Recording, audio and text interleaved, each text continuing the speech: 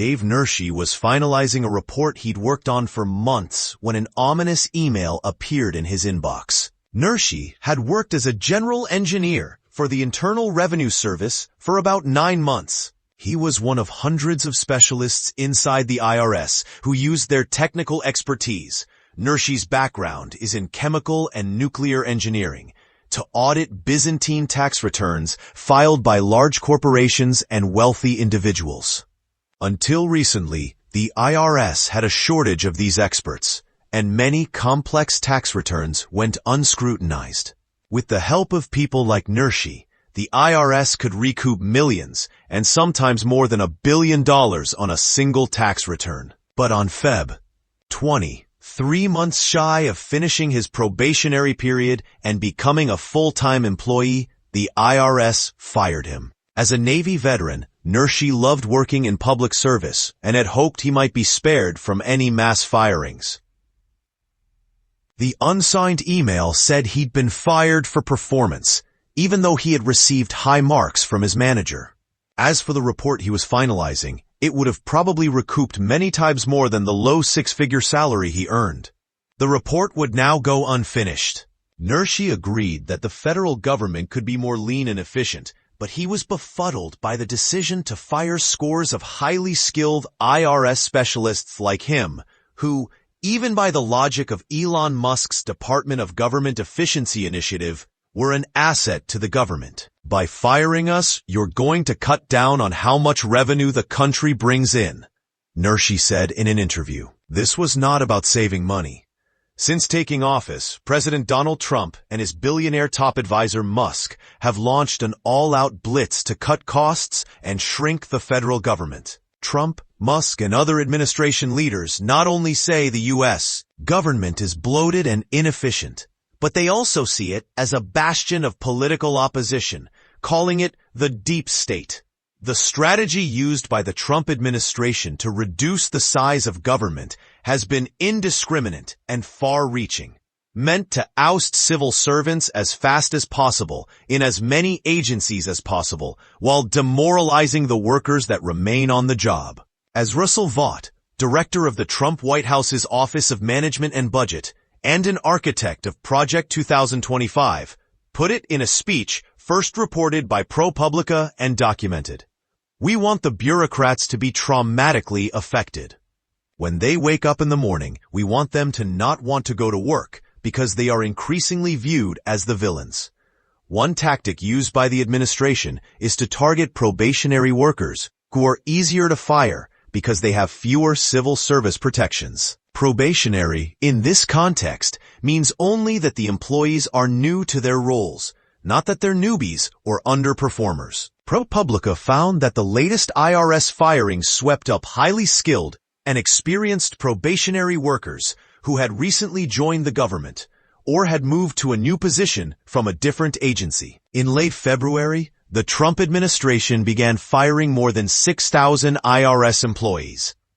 The agency has been hit especially hard, current and former employees said, because it spent 2023 preparing to hire thousands of new enforcement and customer service personnel, and had only started hiring and training those workers at any scale in 2024, meaning many of those new employees were still in their probationary period. Nershi was hired as part of this wave in the spring of last year. The boost came after Congress had underfunded the agency for much of the past decade, which led to chronic staffing shortages, dismal customer service, and plummeting audit rates, especially for taxpayers who earned $500,000 or more a year. The administration doesn't appear to want to stop there. It is drafting plans to cut its entire workforce in half, according to reports.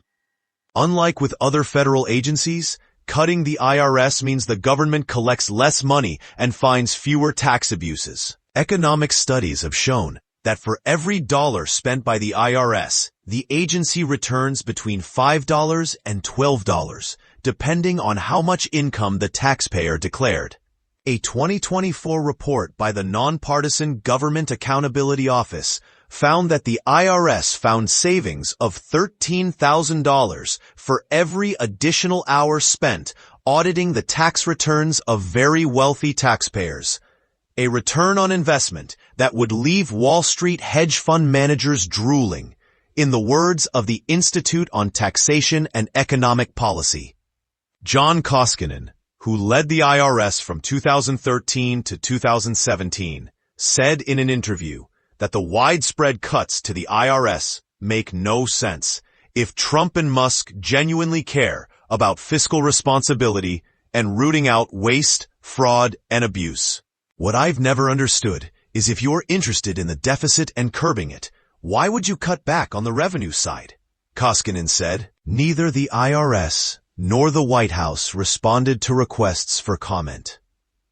Last month, Musk asked his followers on X, the platform he owns, whether they would like @DOGE to audit the IRS, referring to the U.S. DOGE service team of lawyers and engineers led by him. DOGE employees have sought to gain access to IRS taxpayer data in an attempt to shine a light on the fraud, according to a White House spokesman. For this story, ProPublica interviewed more than a dozen current and former IRS employees. Most of those people worked in the agency's Large Business and International, LB, within the IRS, the LB. According to current and former LB, none of the IRS employees who spoke to ProPublica would disclose specific taxpayer information, citing privacy laws. With the recent influx in funding, employees said the leadership of LB, these employees, usually known internally as general engineers, consulted on complicated tax returns and helped determine whether taxpayers properly claimed certain credits or other tax breaks. This work happened in cases where major companies claimed a hefty research tax credit, which is a legitimate avenue for seeking tax relief, but can also be improperly used.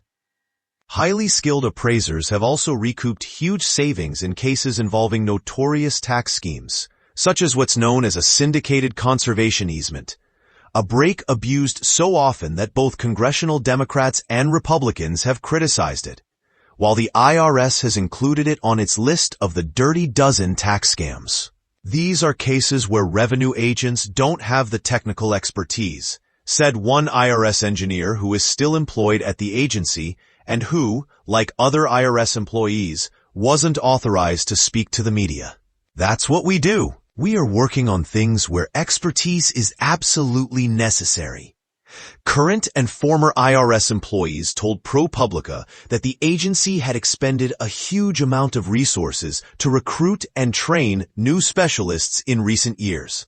Vanessa Rollins, an engineer in the IRS's Chicago office who was recently fired, said probationary employees in LB. Much of her team's work centered on training and mentorship for the waves of new employees, most of whom were recently fired.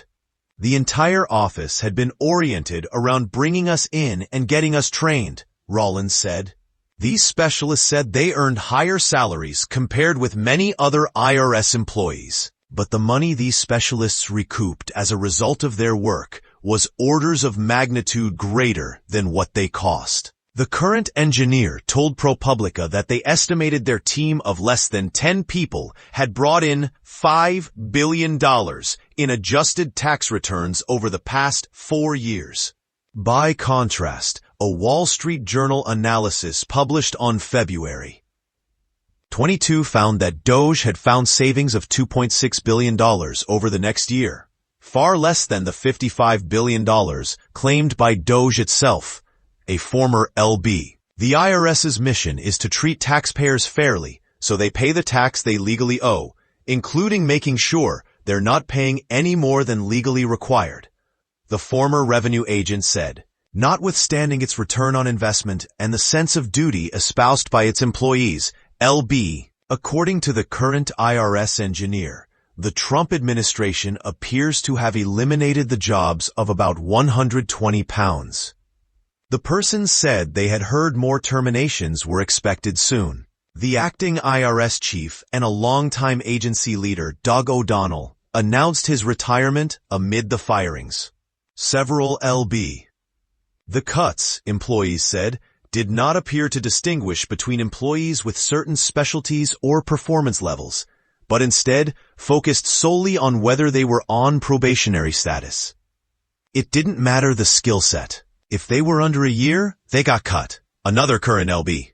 Read more. The current and former IRS employees said the firings and the administration's deferred resignation offer led to situations that have wiped out decades of experience and institutional knowledge that can't easily be replaced. Jack McCumber was an LB. He said not only did he lose his job, but the veteran appraiser who was his mentor took early retirement. McCumber and his mentor often worked on syndicated conservative easement cases that could recoup tens and even hundreds of millions of dollars. They're pushing out the experienced people, and they're pushing out people like me, McCumber said. It's a double whammy. The result, employees and experts said, will mean corporations and wealthy individuals face far less scrutiny when they file their tax returns, leading to more risk-taking and less money flowing into the U.S. Treasury. Large businesses and higher wealth individuals are where you have the most sophisticated taxpayers and the most sophisticated tax preparers and lawyers who are attuned to pushing the envelope as much as they can, said Koskinen, the former IRS commissioner. When those audits stop because there isn't anybody to do them, people will say, "Hey, I did that last year. I'll do it again this year." When you hamstring the IRS, Koskinen added, it's just a tax cut for tax cheats.